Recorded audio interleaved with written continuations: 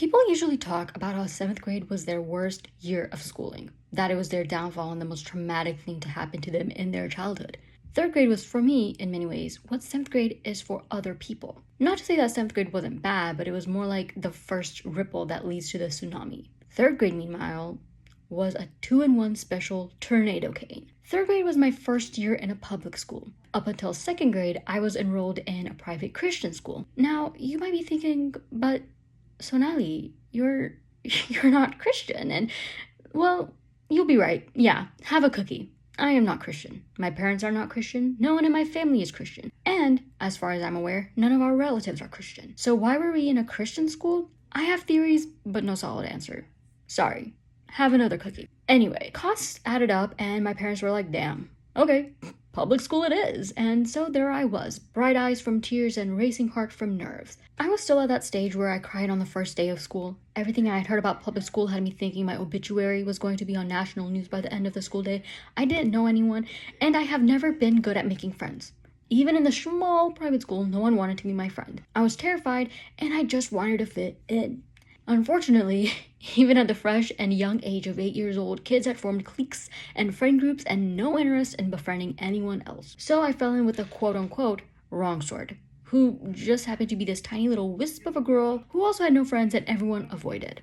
I learned very quickly just why everyone avoided her. She was a trouble magnet. She was always getting up to and into some sort of trouble. And, as her only and therefore best friend, I got dragged into all of it with her. She showed me the middle finger, taught me the meaning of the middle finger, and also taught me my first bad word, which coincides with the middle finger. She had beef with pretty much everyone because she was, simply put, not nice. She would steal, throw fits, disrupt class, stuff like that. She was also the teacher's favorite, therefore immune to pretty much any and all transgressions. Why was she the teacher's favorite despite being such a trouble menace? Because she gave good back rubs. It sounds stupid, but I'm so serious. For some reason, it was completely normal for 3rd graders to give their teachers back massages in the middle of the day at this school. Kids used to fight over this because it basically raised your social standing and made you somewhat teacher adjacent. We wore it as a badge of honor. This girl was the number 1 back rubber of our class, and it was the one thing I couldn't join her in because, well, I sucked. I was either too harsh or missing all the spots or making everything worse. In my defense, I had never been put in a position where I had to rub someone's back like this before. Why was this grown woman judging kids based on their ability to massage her anyway? That's weird everywhere. However, a few months into the school year, a new girl joined our class and this girl point blank ditched me for her. If I had $1 billion for every time a friend ditched me as soon as a new girl showed up to class, I would have $2 billion. Those $2 billion would have cushioned that blow a little bit, but alas, all I got was awkwardly standing around until someone felt bad enough for me that they started talking to me. And that was only the second time, yeah, so. Anyway, we stopped being friends and I decided that, you know what? I'm not gonna get left behind. Especially now that I have beef with this girl too, so I got really good at giving back rubs and massages. I practiced on my siblings, I practiced on my older cousins, and even other teachers until I became the number 1 back massager in the classroom. The teacher started favoring me when she wanted back rubs, and I made sure to make smug eye contact with the girl every time I was called up or she was told to sit back down because I was better. It was very sports anime competition vibes, you know? And I know it sounds fake, but to this day, I remember the high I felt every time I got to skip out on classwork in favor of giving the teacher back rubs. Not to mention, I started racking up beads like nobody's business. This school had a reward system using beads. Maroon beads were 1 point, white beads were 10 points, and clear beads were 100 points, I think. You got beads by being on your best behavior, being helpful to the teacher or your peers, or doing really well on assignments and tests. If you were being disrespectful or disruptive, you got beads taken away. You could exchange 10 maroon beads for 1 white bead and 100 of them for a clear one. Similarly, you could exchange 10 white beads for a clear one. These beads and their coinciding points could have been used as extra credit towards your grade. And also bragging rights, which was what I was more concerned with back then. So here I was, hoarding my treasure, being super nonchalant and secretive and minding my own business, secretly smug every time I got another bead. One day, I was putting a few beads I got away and counting them to see how many I had gathered.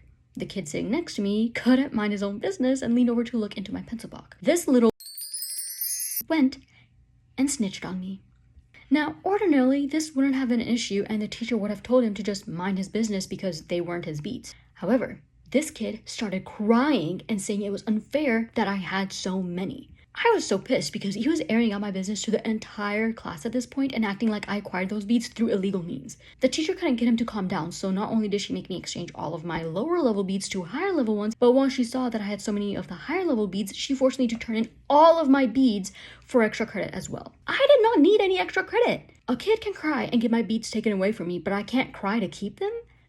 That's messed up. So now I had no beads and no bragging rights. The kid stopped crying, but now wouldn't shut up about how I had no beads, and I still had to sit next to him until the teacher changed our seating arrangements. And this wasn't even the first time my teacher did something weird towards me. Do y'all remember those Scholastic book order forms we get like once a year or something? That year there was a unicorn book on there that I wanted so bad, and I actually convinced my parents to let me buy it after days of groveling and guilt tripping and bribing and having my siblings beg for me as well. It was $7, and I remember handling those $7 with more care and love than even my own report card. I remember very carefully handing the money envelope and my form to the teacher with both hands and waiting so excitedly for my book to come in. When the time came for everyone to get their orders, my name wasn't called. I went up to the teacher to ask what's up with that, and she was so unnecessarily mean to me, saying that she didn't get any money from me at all. I was so confused, and I insisted that I did give her money, but she doubled down to say I did not. She even went as far as to accuse me of lying to get a free book, and that she would send me to the principal's office if I didn't sit down and do my work. I spent the rest of the day holding back tears and acting so excited for my other friends. I went home crying, and then I told my parents what happened, but they also didn't believe me. So I cried some more. And then the book fair happened, and I cried again because my parents refused to give me money no matter how much I begged this time. But then, close to the end of the school year, my teacher pulled me aside in the middle of class and handed me an envelope. I was like, what is this? I opened it, and guess what was in it? Yep, my $7 and my filled out Scholastic book form. I was shocked. I asked my teacher what was going on, and this woman had the audacity to go, sorry, turns out I misplaced it. You were one of the first to turn it in, and I guess I put it in my drawer and forgot. Oopsie, but it really is your fault for not reminding me about it. You talk about accountability, am I right? She ended up letting me pick a Junie B. Jones book out of her collection to take home as a sorry, but I didn't want Junie B. Jones. I wanted the unicorn book. However, I also wasn't going to look a gift horse in the mouth, so yeah. I have a few more stories from 3rd grade and definitely more from the private school I went to, and I'll share them eventually, but this is all for now. Be kind, be smart, and stay safe, everyone. I'll see you next time. Bye!